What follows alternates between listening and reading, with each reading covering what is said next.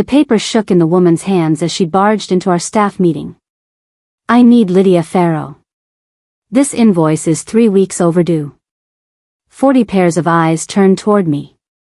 I sat frozen at the conference table, my laptop still open on the sponsorship presentation I'd been seconds away from delivering. Mr. Halloran, my director, stopped mid-sentence and stared at the caterer standing in our doorway.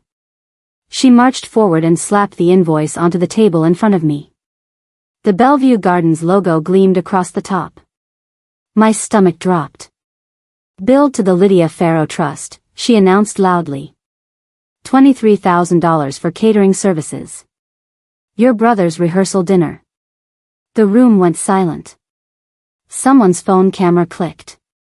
Another person gasped. Halloran's face darkened as he leaned forward, studying the paperwork now spread between us. Lydia, he said slowly, carefully. Are you mixing personal wedding expenses with our gala budget? Heat crawled up my neck.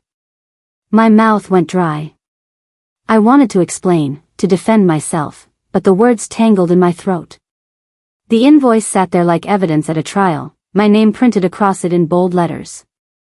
No, I managed to whisper. That's not mine. But I knew it was. Not because I'd authorized it, but because I recognized what had happened. The trust account my grandparents left me, the one my parents promised was safe, the one they controlled as trustees, had just been exposed in front of my entire workplace. My parents hadn't just stolen my money. They dragged my reputation through the mud to cover their tracks. Halloran dismissed the caterer with a tight smile and asked me to step outside. I stood on shaking legs and followed him into the hallway, my face burning with humiliation. Behind me, whispers erupted like wildfire.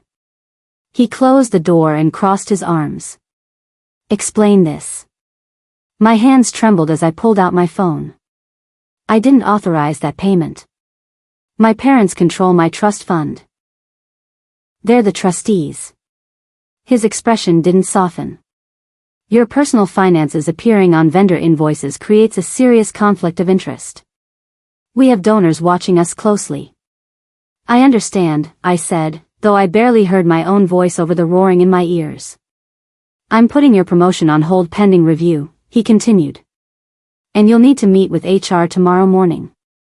I nodded, unable to speak. He walked back into the conference room, leaving me alone in the hallway. Through the glass wall, I watched my coworkers whispering, glancing my way, their phones lighting up as messages spread. I walked to the bathroom and locked myself in a stall. My hands shook as I dialed my mother's number. She answered on the third ring, her voice bright and cheerful. Hello, sweetheart. Did you use my trust fund for Colin's wedding? The words came out sharper than I intended. She laughed. Oh, Lydia. Don't be dramatic. It's family money. You're listed as the beneficiary, aren't you? The caterer just needed an account name. That money was for my future, I said quietly. Your brother's future is family too, she replied. Try to be happy for him instead of making everything about you. The line went dead. That night, I sat at my kitchen table with the invoice spread in front of me. $23,000 for a rehearsal dinner I hadn't been consulted about. For a wedding I'd had no say in planning. Charged to an account I couldn't access anymore. My name is Lydia Farrow. I'm 27 years old, and until today, I believed my grandparents' trust was untouchable. They'd left me $180,000 for education or housing. My parents, Patricia and Norman Farrow, were named co-trustees for my benefit. I'd never questioned it. Why would I? They were my parents. But 3 months ago, my online access to the account disappeared. My mother said the bank had updated their security protocols. I'd believed her. I opened my laptop and searched my email for old bank statements. I found them buried in a folder I'd labeled Financial Archive. I started reading. The first suspicious transfer appeared in March. Vendor payment, $4,500. Then another in April. Deposit, Bellevue Gardens, $18,700. Then florists, photographers, custom stationery. Every withdrawal labeled as something wedding-related. By May, over $60,000 had vanished. I sat back, my hands cold. They'd been bleeding my account dry for months, disguised as vendor deposits, while telling me to be a team player for family. I pulled out the binder my grandfather had given me years ago. Inside were the original trust documents, thick with legal language I'd never fully read. I flipped through until I found it. Clause 7, B. Distributions shall be made solely for the benefit of Lydia and Pharaoh for educational or housing purposes. Any diversion constitutes breach of fiduciary duty. I read it 3 times. Then I highlighted it and took a photo. The next morning, I called in sick. I couldn't face my coworkers yet, not with the whispers still echoing in my head. Instead, I made an appointment with a trust attorney. Her name was Ellen Markey. Her office was small but immaculate, lined with law books and framed certificates. She had silver hair pulled into a neat bun and eyes that seemed to see straight through people.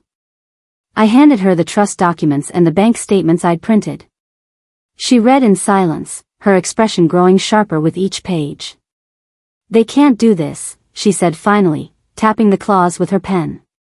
"This is textbook breach of fiduciary duty. You have standing to petition for an emergency accounting, a restraining order, and removal of both trustees." "Won't that destroy my family?" I asked quietly. She looked at me evenly. "Lydia, they already did that when they stole from you." I swallowed hard. "What happens next?" "We file a petition with the probate court.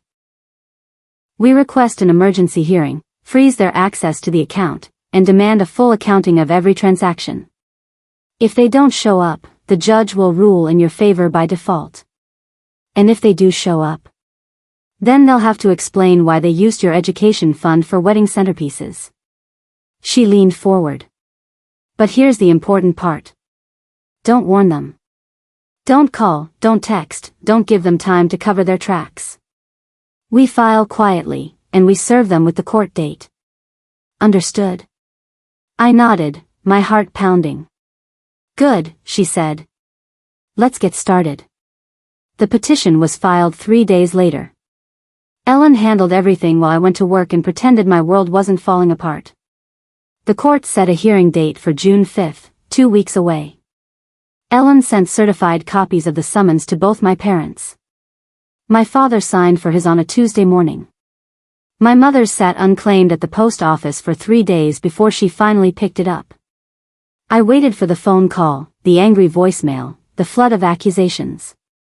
But nothing came. Instead, my mother texted me that evening. "Dinner this weekend? Dad's making his famous ribs. Colin and his fiancée will be there." I stared at the message, stunned. They'd received the court papers and were acting like nothing had happened. I didn't respond. At work, the damage spread quietly. My promotion remained on hold. Halloran stopped making eye contact in meetings. The donor who'd been excited about my sponsorship pitch suddenly went silent. In the break room, conversations stopped when I entered. Someone had leaked the invoice incident to the staff group chat, complete with photos. I saw the messages on a coworker's phone screen before she quickly locked it. Financial mismanagement. Using nonprofit resources for personal gain. How did HR miss this? I wanted to scream that I was the victim, not the criminal. But I said nothing. I documented everything instead. Screenshots. Emails. Timestamps. I built my case in silence while they built their wedding. The weekend dinner happened without me. I stayed home, eating takeout and reviewing my bank statements for the 100th time. My phone buzzed with texts from my mother. "You're really not coming?" Colin's disappointed. "We're your family, Lydia. Don't be petty." "Fine. Stay home and sulk." I blocked her number and poured another glass of wine. On Monday, a floral delivery arrived at my office. A massive arrangement of white roses and lilies, the kind you'd see at a high-end wedding. The card read, from the Pharaoh family, with love.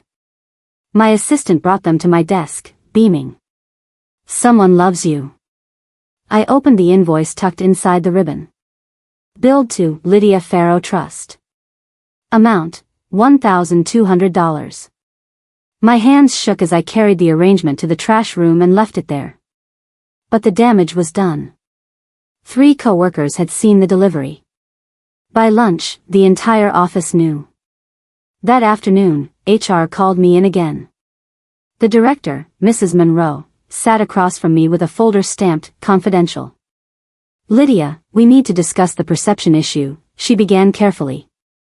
There's concern that you're using your position here to benefit your personal life. I placed my own folder on the table. Inside were Ellen's court filings, stamped and dated by the probate court. This perception will be cleared on June 5th, I said calmly. I'm suing my parents for breach of fiduciary duty. They've been stealing from my trust without my knowledge or consent. Mrs. Monroe's expression shifted. She opened the folder, scanned the documents, and looked up at me with something close to respect. I see, she said quietly. Thank you for bringing this to my attention. We'll table this matter until after your hearing. It was my first small victory. June 5th arrived gray and heavy with rain. I wore a navy suit, the one I'd bought for job interviews 3 years ago. Ellen met me at the courthouse steps, her briefcase in one hand and an umbrella in the other. Ready? She asked. I nodded, though my stomach twisted into knots. We walked through security and found the courtroom on the 3rd floor. It was smaller than I expected, with wooden benches and fluorescent lights that buzzed overhead. Ellen and I took our seats at the plaintiff's table. The defendant's table sat empty. I checked my phone. 9 a.m. The hearing was scheduled to start in 15 minutes. My parents hadn't arrived. Ellen glanced at the door, then at me. Give them time. They might be running late. But at 9:14, when the bailiff called the case, their chairs were still empty. The judge, a woman in her 60s with sharp eyes and silver-rimmed glasses, frowned at the empty table. No appearance for the defendants? Ellen stood. No, Your Honor. Certified mail confirms both parties received proper notice. The judge flipped through the file. Proceed with your motion. Ellen's voice was calm and precise. Your Honor, we're requesting an emergency freeze on the trust account, an immediate accounting of all transactions, and the removal of both trustees for breach of fiduciary duty. The defendants have systematically diverted funds intended for the plaintiff's education and housing to pay for personal family expenses, specifically a wedding. She handed the judge a stack of documents. Bank statements. The trust agreement. Highlighted sections showing clause violations. The judge reviewed everything in silence. Then she looked up. Motion granted. The trust account is hereby frozen pending full accounting. Both trustees are removed effective immediately, and a temporary independent trustee will be appointed by this court. The gavel fell. I sat there, stunned. It had taken less than 10 minutes. Within 2 hours, the court order hit the financial system. My parents' access to the trust account vanished. The temporary trustee, a certified public accountant named Mr. Wesley, sent me a formal email confirming he now controlled all distributions.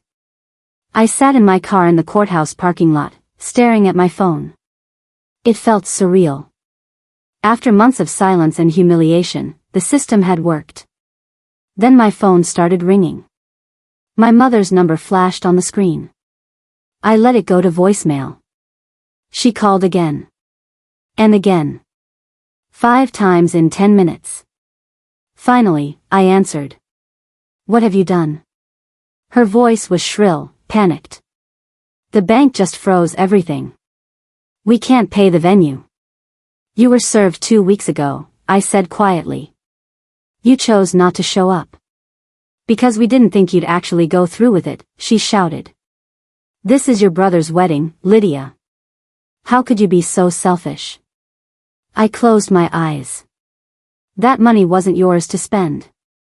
It's family money, she screamed. You ungrateful, spiteful. I hung up. My father called next. His voice was colder, more controlled. This is financial abuse, Lydia. You're punishing your own family over money. You stole from me, I replied. The judge agreed. We'll fight this, he said. We'll get a lawyer and we'll prove you're the one causing harm. You had your chance to fight it, I said. You didn't show up. I blocked both their numbers and drove home in silence. The next morning, I woke to 17 missed calls from my brother Colin. His voicemails ranged from pleading to furious. Lydia, please. The venue's threatening to cancel. We've already sent invitations. Just drop the lawsuit. You're ruining my life because you're jealous. You've always been jealous. Mom and Dad were just trying to help us get started. Why can't you understand that? I deleted every message without listening to the end. At work, something shifted. One of the senior donors, Mrs. Kathleen Pierce, pulled me aside during a coffee break. I read the court docket, she said quietly. Public record. I wanted you to know that your composure during that staff meeting was extraordinary. I blinked, surprised. Thank you. My husband's foundation is looking for someone to manage our annual scholarship gala, she continued. It's a private contract, separate from your work here. Are you interested? I stared at her. You're offering me a job. I'm offering you an opportunity, she said. We value integrity. And you've shown more of it than most people twice your age. I left that conversation with a signed contract for $25,000, more than half my annual salary. One door had slammed shut. Another had quietly opened. The probate court scheduled a follow-up hearing for June 19th. Ellen warned me that my parents might actually show up this time, now that the consequences were real. But on the morning of the hearing, their seats remained empty. The judge's expression hardened. Still no appearance? Ellen stood. No, Your Honor. We've received no communication or filings from the defendants. The judge flipped through her notes. In that case, I'm issuing a default judgment. Both trustees are hereby ordered to personally reimburse the trust for all unauthorized distributions. Full accounting to be completed within 30 days, and both parties are permanently barred from acting as trustees or fiduciaries for the plaintiff. She looked directly at me. Miss Farrow, I'm assigning a professional trustee to manage your account going forward. You'll have full access and transparency. The gavel fell again. Ellen leaned over and whispered, That's called a surcharge. They're personally liable now.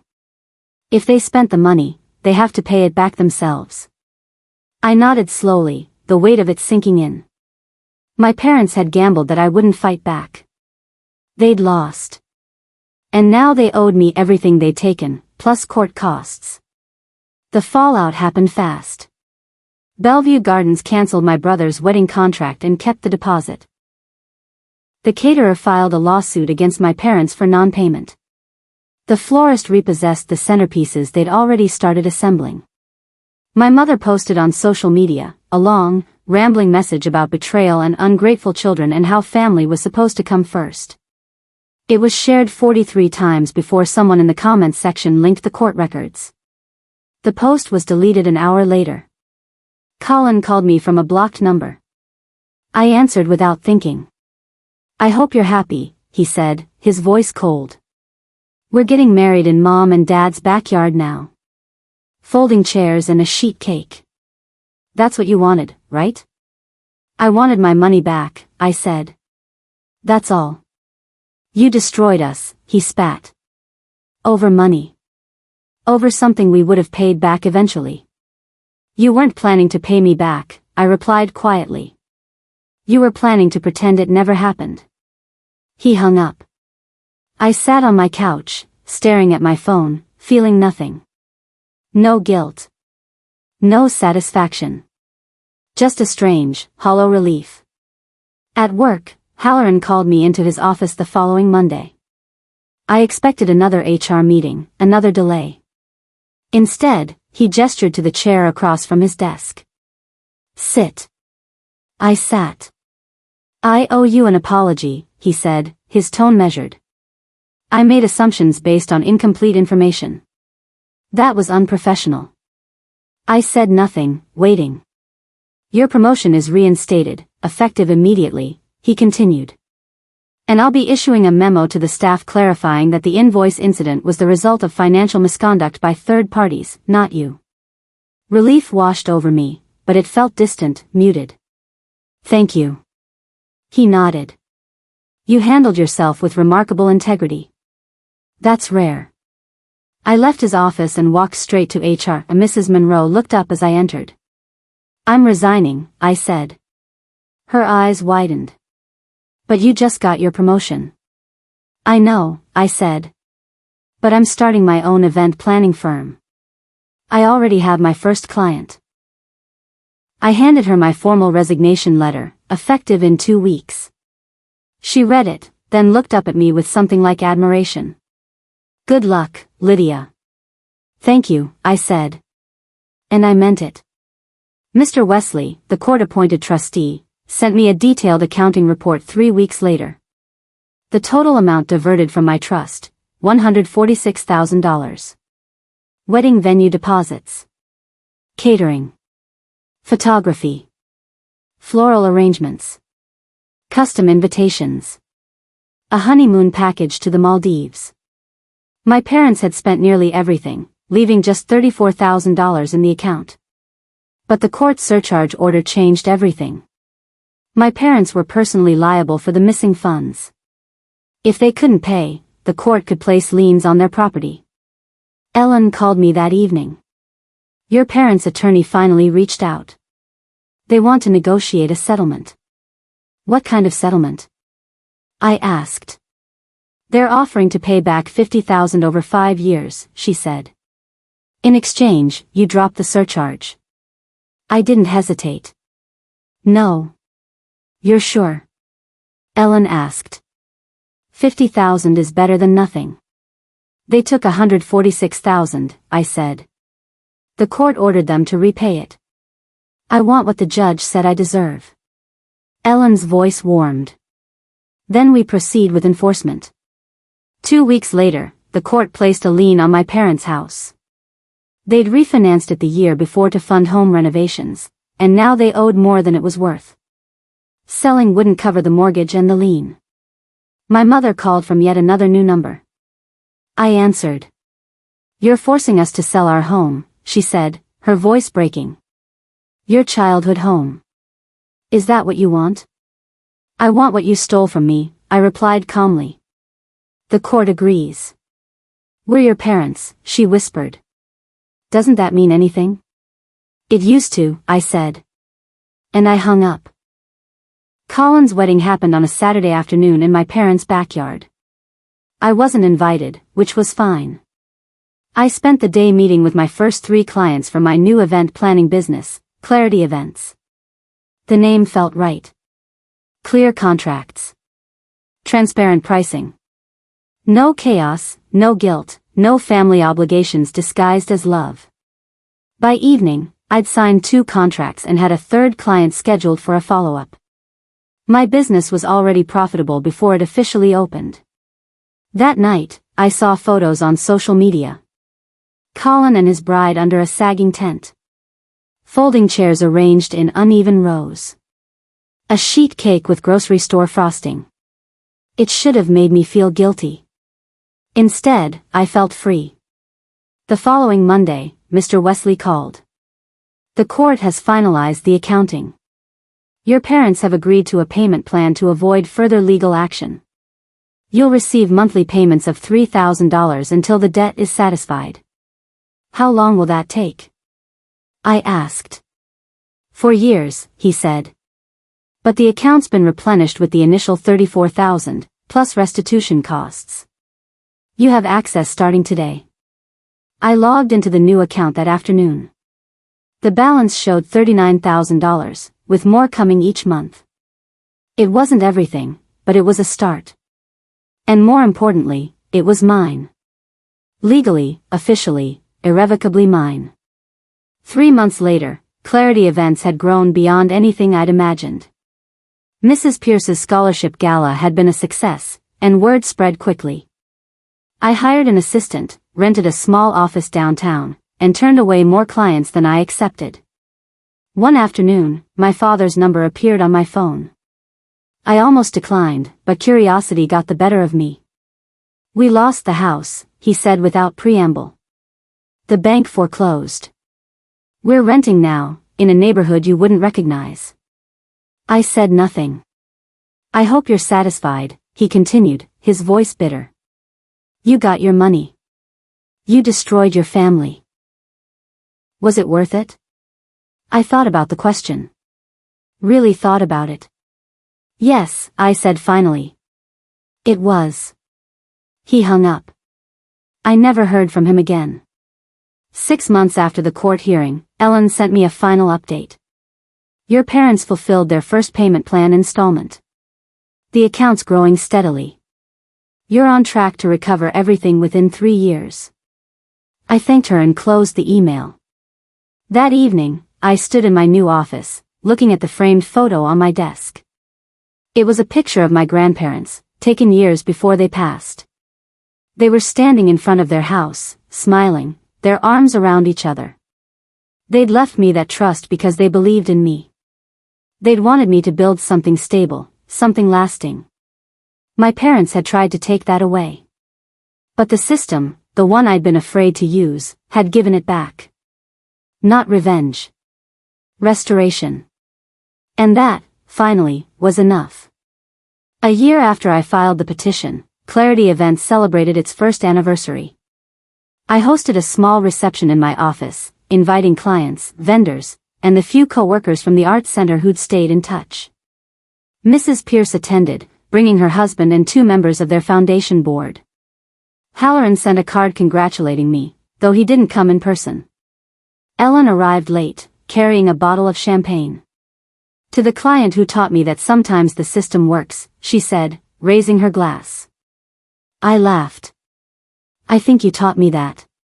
We toasted, and for the first time in over a year, I felt completely at peace.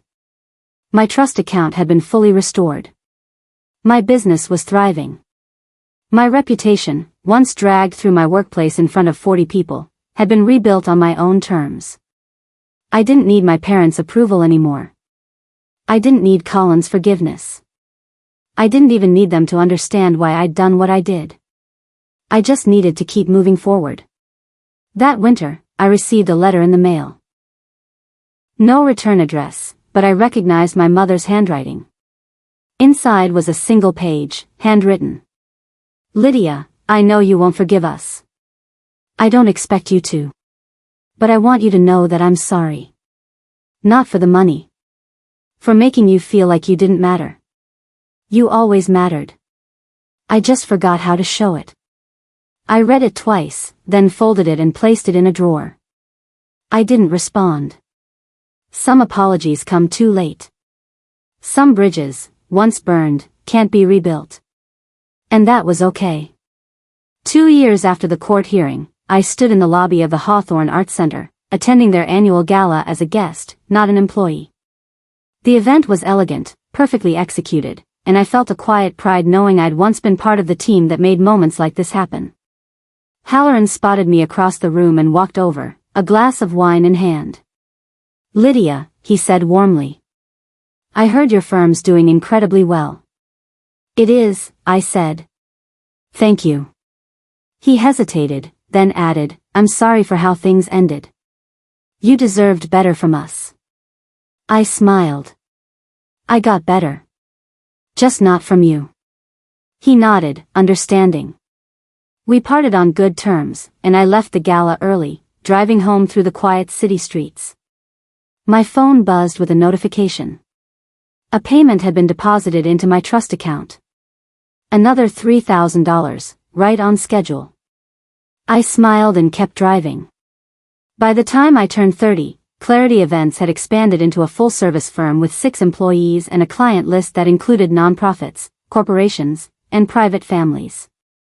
I'd moved into a larger office space, hired a marketing director, and started offering pro bono services to small charities that couldn't afford professional event planning. One afternoon, a young woman walked into my office asking for advice. She was 24, just out of college, and her parents had been pressuring her to co-sign a loan for her brother's business. "I don't know what to do," she admitted. "They keep saying I'm selfish if I don't help family." I handed her Ellen's business card. "Talk to her first. Understand your legal rights. Then decide." She left with tears in her eyes, but also with hope. I realized then that my story hadn't just been about money. It had been about knowing your worth, setting boundaries, and refusing to let guilt replace self-respect. Those were lessons I could pass on. 3 years after the lawsuit, my parents completed their final payment. The trust account was whole again, every cent restored. Ellen sent me a congratulatory email with a smiley face emoji, something I'd never seen her use before. I logged into the account and stared at the balance. $180,000. Exactly what my grandparents had left me. It had taken 3 years, a lawsuit, and the permanent severing of my relationship with my parents. But it was mine again. I transferred $20,000 into a savings account for my business. Another $20,000 into an emergency fund. The rest stayed in the trust, managed by Mr. Wesley, growing steadily. I didn't need it all right now. But knowing it was there, protected and secure, made all the difference. That spring, I bought my first house. A small bungalow with a front porch and a backyard big enough for a garden. I used money from the trust, exactly as my grandparents had intended. The day I signed the closing papers, I thought about them. About the trust they'd created to give me stability. About the faith they'd had in me, even when my parents hadn't. I wished they were here to see it. But in a way, they were. Every time I walked through my front door, every time I sat on my porch with morning coffee, I felt their presence. They'd given me more than money. They'd given me the foundation to build a life on my own terms. And I'd fought to protect it. For years after the court hearing, Colin reached out. A short email, hesitant and awkward. "I know we haven't spoken. I don't expect you to respond. But I wanted you to know that I understand now why you did what you did. Mom and Dad were wrong. I was wrong. I'm sorry."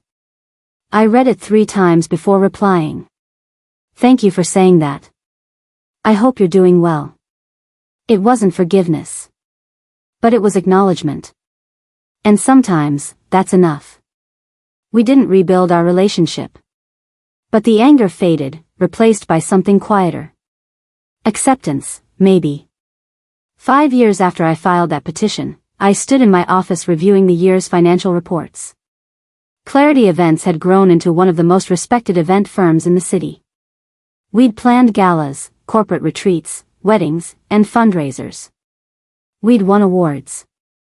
We'd been featured in industry magazines. But more than that, we'd built a reputation for integrity. Clean contracts. Transparent pricing. No hidden fees, no guilt, no manipulation. Everything my parents' betrayal had taught me not to do. I closed the report and smiled. They'd tried to take my future to fund my brother's wedding. Instead, they'd handed me the motivation to build something better than I'd ever imagined. Not in spite of what they did. Because of it. On the 6th anniversary of my grandparents' passing, I visited their graves. I brought flowers and stood in the quiet cemetery, the wind rustling through the trees. "I protected what you gave me," I said aloud. It wasn't easy. But I did it. The wind picked up, and I imagined it was their way of answering. I stayed for a while, then drove home to the house I'd bought with their trust. The house that was mine, free and clear. That night, I opened the drawer where I'd stored my mother's letter. I read it one more time, then placed it back. Some wounds don't heal. Some relationships don't survive. But some lessons are worth the cost. Today, I'm 32. Clarity Events is thriving. My house is paid off. My trust account remains stable, managed by a professional who answers to the court, not to guilt or family pressure. I don't speak to my parents. Colin and I exchange occasional emails, polite and distant. I don't hate them. I don't wish them harm. I simply moved on. Because the truth is, knowing your worth is louder than any speech at a wedding you never owed. And sometimes, the family you build for yourself matters more than the one you're born into. My grandparents gave me a gift. My parents tried to steal it. The court gave it back. And I turned it into something they never expected. A life that's entirely, unapologetically mine.